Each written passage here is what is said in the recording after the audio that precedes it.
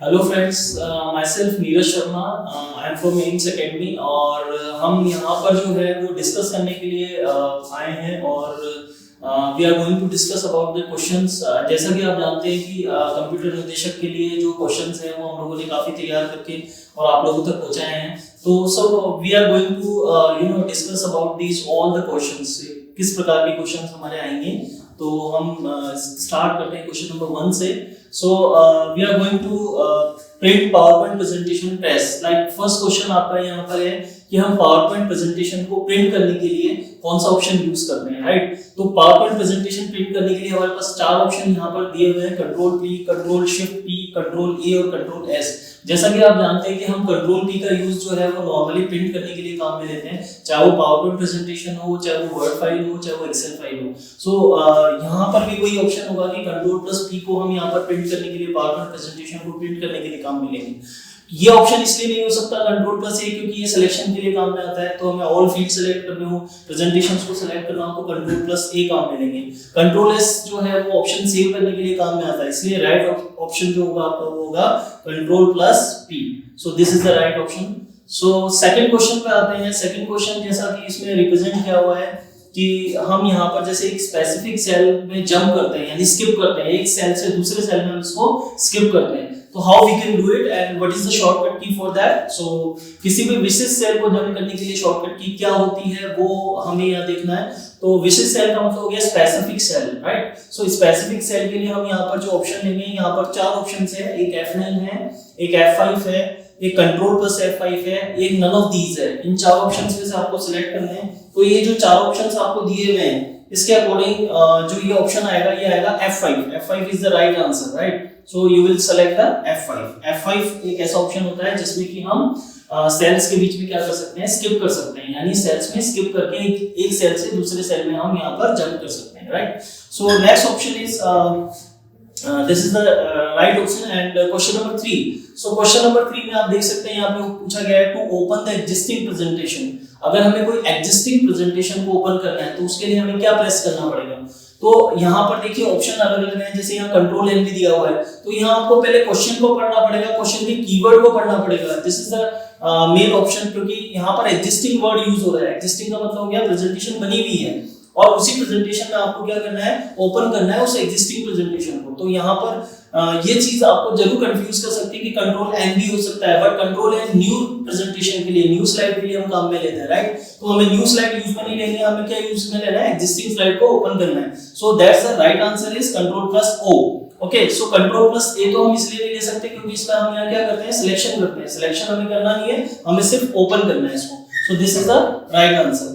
Now we are going to on question number 4. Okay, question number 4 में यहाँ पर represent किया हुआ है add और edit a cell comment। किसी भी सेल टिप्पणी को अगर हम जोड़ना चाहते हैं, संपादित करना चाहते हैं, एग्जीक्यूट करना चाहते हैं, तो हमें इसे ऐड या एडिट करने के लिए कौन कौन से सेल कमेंट यूज में लेने पड़ेंगे। तो उसके लिए जो शॉर्टकट की हमारे काम में लेंगे वो शॉर्टकट की कौन सी होगी, उसके लिए हमें जो ऑप्शन दिए हुए हैं यहाँ पर alt plus control plus M, पहला ऑप्शन आपका दिया हुआ है। देन उसके बाद आपका है शिफ्ट प्लस F2, ये भी एक ऑप्शन है आपका, control plus M and none of these. So इसके लिए जो राइट आंसर होगा वो होगा shift plus F2। Okay, shift plus F2 के द्वारा हम क्या कर सकते हैं, इसको ऐड या एडिट कर सकते हैं, सेल कमेंट्स को ऐड या एडिट कर सकते हैं। So we are going to for the question number 5, right? Question number 5 में हमारे यहाँ दिया हुआ है कि शॉर्टकट की को हम क्रिएट करते हैं, यानी डुप्लीकेट स्लाइड बनाने के लिए हमारी शॉर्टकट कुंजी क्या होती है, शॉर्टकट की क्या होती है, राइट? तो यहाँ पर जो क्वेश्चन है वो ये है कि अगर हमारे पास ऑलरेडी कोई स्लाइड बनी हुई है ना, उसी स्लाइड को मुझे कॉपी करना है, एक डुप्लीकेट स्लाइड और बनानी है, तो उसके लिए मेरे पास यहाँ पर ऑप्शंस क्या होंगे। तो आप देख सकते हैं यहाँ पे कंट्रोल प्लस टी एक ऑप्शन है, कंट्रोल प्लस डी एक ऑप्शन है, कंट्रोल प्लस एम एक ऑप्शन है और कंट्रोल प्लस एस एक ऑप्शन है। तो आपके अकॉर्डिंग जो होना चाहिए वो क्या होना चाहिए, क्योंकि यहाँ पर एक कीवर्ड हम यूज कर रहे हैं डुप्लीकेट स्लाइड, तो this is the right answer. I think control plus D is the right answer.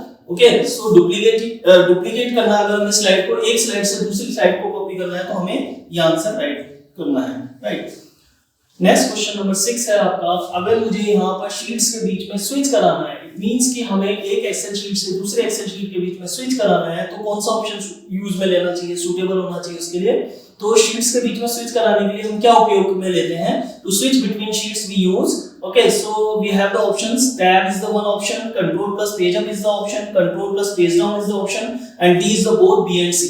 So आपके पास जो ऑप्शन रहेगा वो D ऑप्शन रहेगा, क्योंकि आप यहाँ पर कंट्रोल प्लस पेज अप भी इसको कर सकते हैं, कंट्रोल प्लस पेज डाउन भी कर सकते हैं। यानी कि अगर आपको शीट्स के बीच में स्विच कराना है तो ये दोनों ऑप्शंस आपके राइट ऑप्शंस हैं जिनके द्वारा आप ये काम कर सकते हैं, right. So next go to the question number 7। सो क्वेश्चन नंबर 7 में यहाँ बताया गया है कि टू टेबल्स को लिंक करना है, आपको रिलेशनशिप बतानी है।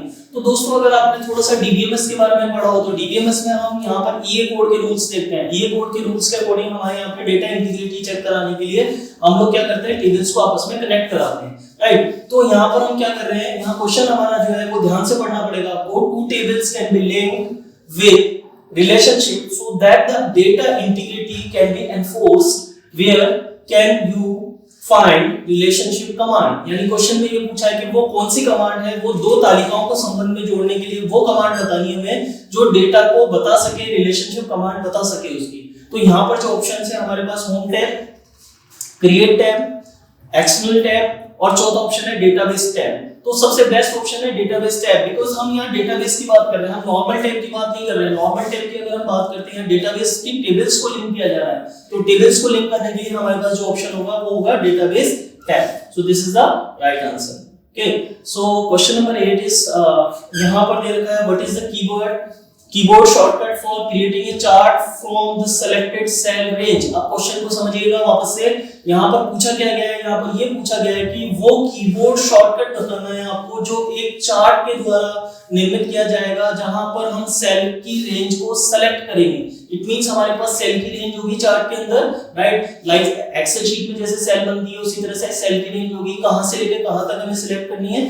उसको सेलेक्ट करने के लिए हमारे पास जो ऑप्शंस होंगे, चयनित सेल श्रेणी से चार्ट बनाने के लिए कीबोर्ड शॉर्टकट क्या है, क्वेश्चन ये है, राइट। तो हमारे पास जो ऑप्शंस हैं वो है F11 is the option, F9 is the option, F12 is the option, right? So आपके अकॉर्डिंग क्या होना चाहिए, आपके अकॉर्डिंग जो भी है, लेकिन हम जो इसका राइट आंसर लिखेंगे वो है F11 is the right answer, F11 is the right answer होगा, right?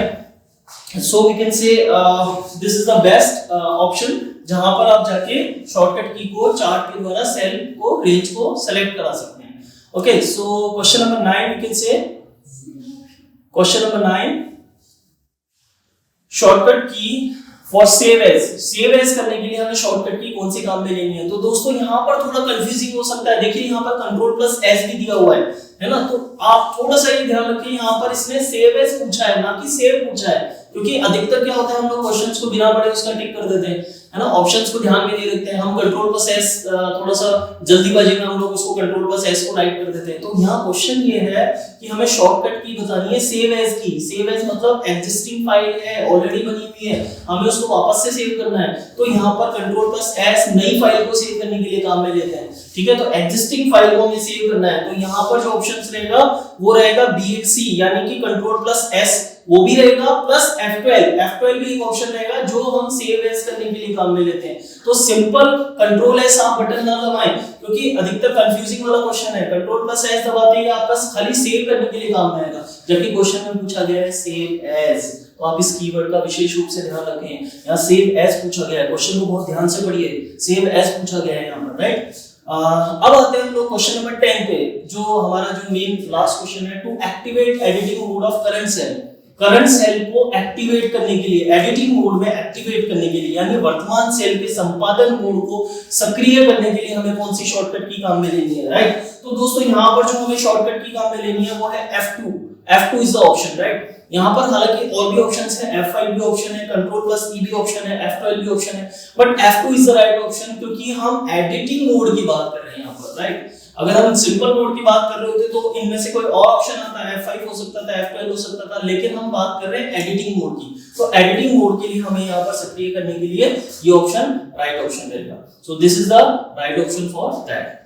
So thank you very much हमारे साथ जुड़े रहने के लिए, और हमारे साथ जुड़े रहिएगा।